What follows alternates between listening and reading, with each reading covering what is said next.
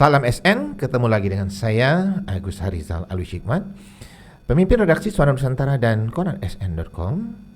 Hari ini penonton Lesa SN ketemu lagi ya. Kita ulas berita di edisi ke-226 Rabu 18 September 2024. Seperti biasanya, ulas berita saya ditemani redaktur pelaksana Dedi Suhendra. Selamat malam, Dan. Malam, Kak. Oke. Ini syuting ulas berita dilakukan di sela-sela tim redaksi melaksanakan tugas ya. Pengeditan dan layout koran, edisi paper dan postingan untuk koran online koran sn.com. Dan kita akan ulas berita, Det ya. Ada berita yang menarik yang sudah kita terbitkan secara running, Det ya. Tapi berita yang terakhir kita jadikan berita utama di Suara Nusantara edisi cetak, yakni Polda tetapkan jadwal panggilan ex-PJ Bupati dan PJ Bupati Lahad. Dan ini sepertinya sangat menarik perhatian pembaca Suara Nusantara dan koran sn.com. Jadi bisa ceritakan atau mengulas berita ini, silakan. Ya, Kak, berita tersebut terkait keterangan dari Kasubdit Keamanan Negara atau Kemnek, Direktorat Reserse Kriminal Umum Ditreskrim Polda Sumsel, AKBP Witson Arizal, Kak ya, di mana dikatakannya bahwa terkait dugaan penyalahgunaan wewenang mantan atau ex PJ Bupati Lahad dan PJ Bupati Lahad yang saat ini dipanggil oleh Polda Sumsel, kemudian ditetapkan jadwal pemanggilannya, Kak. Di mana pemanggilan tersebut dilakukan yakni pada tanggal 17 September 2024 dan tanggal 18 September 2024. Menurut AKBP Witson Arizal selaku Kasubdit Keamanan Negara Direktorat Reserse Kriminal Umum atau Ditreskrim Polda Sumsel, bahwa mantan PJ Bupati Lahad dan PJ Bupati Lahad yang saat ini dipanggil untuk dimintai klarifikasi, Kak.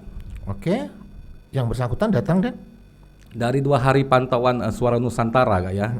Dari pantauan Suara Nusantara pada tanggal 17 kemarin dan hari tanggal 18 dipantau oleh wartawan Suara Nusantara di gedung Direktorat Kriminal Umum Polda Sumsel.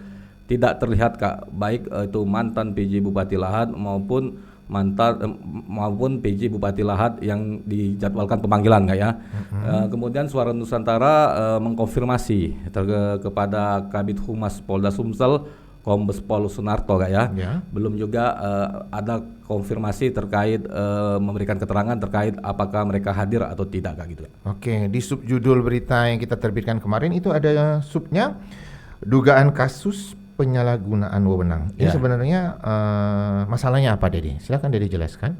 Ya, Kak, ini kan berawal dari redaksi, Kak ya. Redaksi Suara Nusantara mendapatkan informasi terkait pemanggilan mantan PJ Bupati Lahad dan PJ Bupati Lahad oleh Polda Sumsel, yang kemudian wartawan Suara Nusantara mengkonfirmasi kepada Kabid Humas Polda Sumsel, Kombes Pol Sunarto, Kak ya. Oh gitu ya.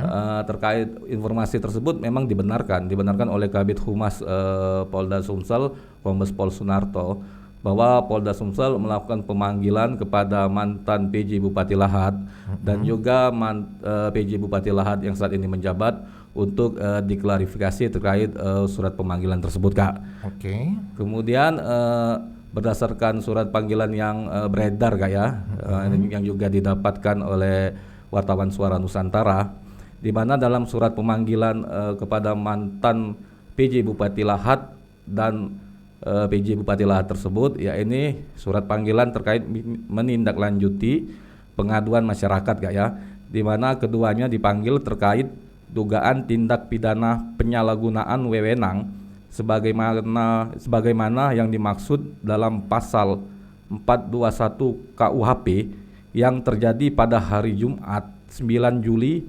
2024 bertempat di kantor Bupati Lahad yang beralamat di Kecamatan Kota Lahad, Kabupaten Lahad, Kak. Oke. Mengingatkan sebelumnya, Det ya, kita pernah buat berita ini tentang adanya pencopotan ya. Atau katakanlah apa itu? Yang dibebas tugaskan dari jabatan, Det ya. Dan kita pernah buat beritanya, Det ya. Iya, Kak.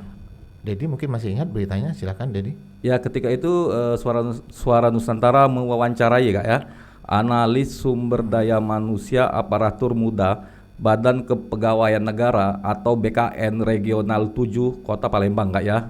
Ya ini Walter M.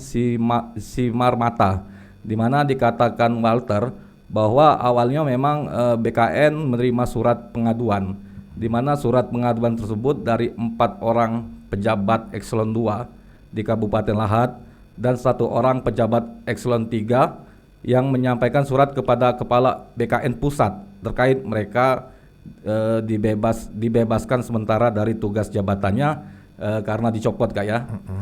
Terkait hal tersebut Walter menyampaikan bahwa terkait pencopotan, maksudnya terkait pembebasan tersebut kan dicopot informasinya. Namun Walter menegaskan bahwa itu bukan dibebaskan dari jabatan tapi dari tugas jabatannya. Terkait hal tersebut Walter juga mengatakan bahwa mereka hanya diberhentikan sementara sehingga hak-hak kepegawaian terkait tunjang dan status tunjangan seterusnya yang bersangkutan memang masih menerima Kak. Namun Walter menjelaskan berdasarkan konteks hukum disiplin di PP nomor 94 tahun 2021 yang berisi berdasarkan surat dari deputi, seharusnya pembebasan dari tugas jabatan baru dapat dilakukan pada saat pemeriksaan Kak. Jadi menurut Walter nih pada saat pemeriksaan baru dibebas tugaskan, tapi ini kejadian yang di lapangan yang 4 kepala dinas dan 1 kabak itu dicopot Kak. Oke ya, khusus berita ini Ded ya, kita mendapat apresiasi yang begitu tinggi ya. Iya Kak. Dari pembaca Suara Nusantara edisi cetak dan koran sn.com ya. Dan ada yang meminta untuk dijadikan dalam ulas berita kita Ded ya. Dan malam ini kita kabulkan ya. Dan jangan jangan sungkan penonton SN untuk memberikan masukan-masukan kepada kami tentang ulas berita maupun tamu podcast. Oke Ded ya, kita bisa garis bawahi ya dengan adanya permasalahan ini Ded ya. Kita harapkan seorang pejabat itu untuk hati-hati dan tahu aturan. Dalam kalau bahasa kita tahu aturan main ya. Jadi kalau untuk seorang kepala daerah itu kalau sebelum mencopot atau membebas tugaskan itu harus ada aturannya ya. Dan ini berdasarkan berita yang kita buat ya. Dan jangan sampai ini menimbulkan masalah baru ya. Dan kita harapkan apa yang terjadi di Kabupaten Lahat bisa segera diselesaikan dengan baik ya. Oke Dad, kita lanjut ulas berita ya. Dan kali ini berita yang berbeda ya, ini tentang dugaan korupsi perkebunan di Sumsel ya. Di Musirawas. Di Musirawas ya. Musirawas masuk dalam Sumatera Selatan ya. Oke Dad ya, hari ini apa keterangan dari Kejati Sumsel? Silakan Dedi.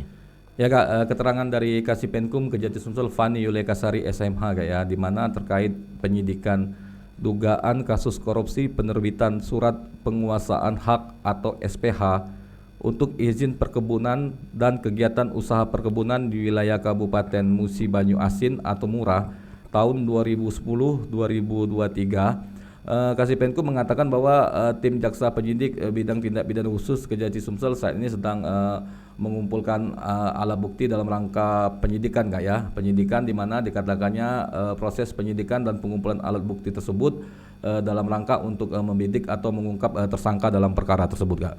Oke ya, ini perjalanannya udah cukup panjang Ded ya. Udah cukup panjang. Saksi-saksi yang diperiksa pernah diungkapkan oleh Kejati Ded ya? Iya Kak. Boleh Dedi ceritakan? Dari proses penyidikan yang dilakukan oleh Kejati Sumsel, Suara Nusantara dan Koran SN selalu mengupdate proses pemeriksaan setiap saksi. Dilakukan pemeriksaan oleh tim jaksa penyidik bidang tindak pidana khusus Kejati Sumsel Kak ya. Di mana ketika itu Kasipenkum Kejati Sumsel Fani Yulekasari SMH setiap hari setiap ada update pemeriksaan saksi pasti diwawancari oleh wartawan Kak ya. Di mana dari sejumlah saksi yang telah diperiksa oleh Kejati Sumsel, Kasipenkum Kejati Sumsel Fani Yulekasari SMH menyampaikan bahwa ada mantan Bupati Musirawas Kak ya, dan juga mantan PJ Bupati Musirawas yang juga diperiksa sebagai saksi dalam penyidikan dugaan kasus korupsi terkait izin kebun di Musirawas ini Kak. Oke ya. Dalam kita membuat berita Ded ya, pernah juga Dedi memberita bahwa sudah ada penggeledahan Ded ya? Iya Kak. Dedi mungkin masih ingat cerita berita tentang penggeledahan, silakan. Oke Kak, memang dalam penyidikan dugaan kasus korupsi izin perkebunan di Kabupaten Musirawas, Provinsi Sumatera Selatan ini, selain sejumlah saksi telah banyak Kak ya diperiksa secara bergilir oleh tim jaksa penyidik Kejati Sumsel. Kejati Sumsel juga memang telah melakukan penggeledahan di dua lokasi, ini kabupaten di kota Palembang dan juga di Kabupaten Musirawas Kak ya. Di hal tersebut dikatakan oleh Kasipenkum Kejati Sumsel Fani Yulia Kasari SMH, di mana dikatakan Kasipenkum Kejati Sumsel Fani Yulia Kasari SMH bahwa untuk penggeledahan yang dilakukan di kota Palembang, tim jaksa penyidik bidang tindak pidana khusus Kejati Sumsel menggeledah kantor dinas kehutanan Sumsel. Kemudian digeledah juga kantor Dinas Perkebunan Sumsel. Selanjutnya digeledah kantor BPN Provinsi Sumsel. Kemudian untuk penggeledahan yang dilakukan di Kabupaten Musirawas, tim jaksa penyidik bidang tindak pidana khusus Kejati Sumsel menggeledah kantor BPN Kabupaten Musirawas, kantor Dinas Perkebunan Musirawas, dan kantor Dinas Penanaman Modal dan Pelayanan Terpadu Satu Pintu Kabupaten Musirawas Kak. Tentu ada penyitaan, Dit ya? Iya Kak. Mungkin Dedi masih ingat, silakan. Ya, dari keterangan Kasipenkum Kejati Sumsel Fani Yulia Kasari SMH dari penggeledahan di beberapa lokasi tersebut, memang ada yang disita, di mana tim jasa penyidik bidang tindak pidana khusus Kejati Sumsel menyita beberapa data. Selain itu, kata Kasipenkum Kejati Sumsel juga disita dokumen, surat dan benda-benda lainnya yang dianggap perlu dan berkaitan dengan penyidikan perkara ini Kak. Tentang modus dan nilai kerugian, Det, mungkin bisa diulas? Ya Kak, terkait modus, Kejati Sumsel belum mengungkap Kak ya terkait modus dalam perkara ini, karena dikatakan Kasipenkum Kejati Sumsel bahwa penyidikan perkara ini masih dalam tahap penyidikan umum Kak ya. Artinya dalam penyidikan umum ini belum ada penetapan tersangka, karena tim jaksa penyidik masih mengumpulkan alat bukti dalam rangka untuk mengungkap siapa saja tersangkanya. Kemudian terkait kerugian negara dalam dugaan kasus korupsi izin perkebunan di Kabupaten Musirawas ini, memang sebelumnya sudah disampaikan oleh Kepala Kejaksaan Tinggi Sumatera Selatan atau Kejati Sumsel Dr. Yulianto SMH, di mana Kejati Sumsel menegaskan bahwa dugaan kerugian negara dalam dugaan kasus korupsi izin kebun di Musirawas ini Kak ya, jumlahnya hampir mencapai 900 miliar Kak.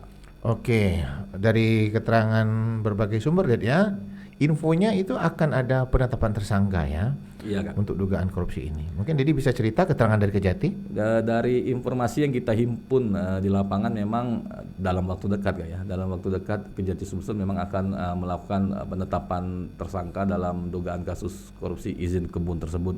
Kemudian kita mencoba mengkonfirmasi kepada Kasipenkum Kejati Sumsel, dan Kasipenkum mengungkapkan belum ada penetapan tersangka karena masih dilakukan pengumpulan alat bukti dalam rangka untuk membidik tersangka tersebut Kak. Kita ulangi lagi, dugaan korupsi ini terjadi tahun berapa, Den?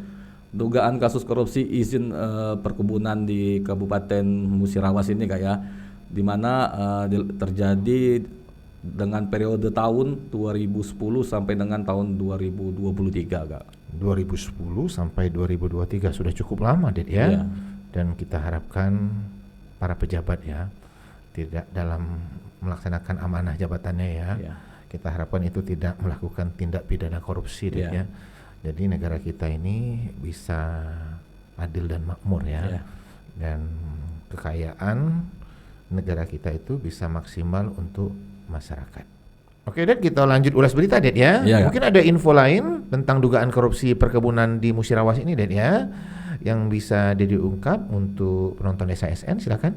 Ya Kak, ketika itu Kejati Sumsel Dr. Yulianto SMH saat rilis penyelamatan aset Pemprov Sumsel yang diserahkan kepada PJ Gubernur Sumsel Kak ya di Kejati Sumsel, di mana Kejati Sumsel menyampaikan bahwa terkait dugaan kasus korupsi izin kebun di Kabupaten Musirawas ini, ya ini terkait perkebunan sawit Kak ya. Kepada pers, kepada wartawan, Kejati Sumsel Dr. Yulianto SMH menyampaikan bahwa dirinya telah menyampaikan masukan kepada PJ Gubernur Sumsel apabila nanti dalam perkara dugaan kasus korupsi izin perkebunan ini dilakukan penyitaan Kak ya, penyitaan lahan, alangkah baiknya dikatakan Kajati Sumsel kedepannya lahan tersebut diberdayakan, maksudnya dimanfaatkan oleh BUMD Pemprov Sumsel yang pada akhirnya bisa meningkatkan PAD atau pendapatan daerah Provinsi Sumatera Selatan yang pada ujungnya untuk mensejahterakan masyarakat, Kak. Oke, baik sekali ya usulan dari Kejati Sumsel tersebut ya, dan disampaikan kepada Gubernur langsung, Dit ya? Ya, kepada PJ Gubernur. Kepada PJ Gubernur ya. Dan kita juga menerima masukan, Dit ya. Tadi saya menerima beberapa kali hubungan lewat telepon ya dan WA agar Ulas Berita kembali mengulas tentang dugaan korupsi batubara ya. Tapi karena baru saja kita bahas kemarin, Dit ya, kita akan mengulasnya pada edisi berikutnya, Dit ya. Dan malam ini kita khusus membahas tentang Polda tetapkan jadwal panggilan ex-PJ Bupati Lahad dan PJ Bupati Lahad dan dugaan korupsi perkebunan di Musirawas. Dan sebenarnya dua berita ini, untuk satu berita ya, dugaan korupsi perkebunan di Musirawas ini sudah beberapa kali kita ulas ya. Benar, ya. Tapi yang kita ulas malam hari ini adalah info terkini ya. Dan kita informasikan kepada penonton SN bahwa syuting malam hari ini dilaksanakan pukul berapa, Det? Pukul 20 lewat 45 menit atau menjelang pukul 9 ya.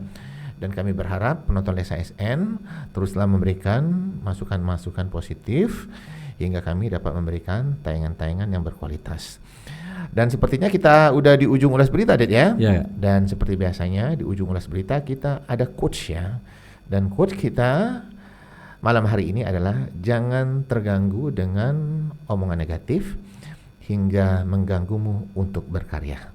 Jangan lupa untuk like, comment, share, dan subscribe kanal YouTube Lensa SN agar informasi menarik dari kanal YouTube ini tetap tersebar merata di bumi Sumatera Selatan.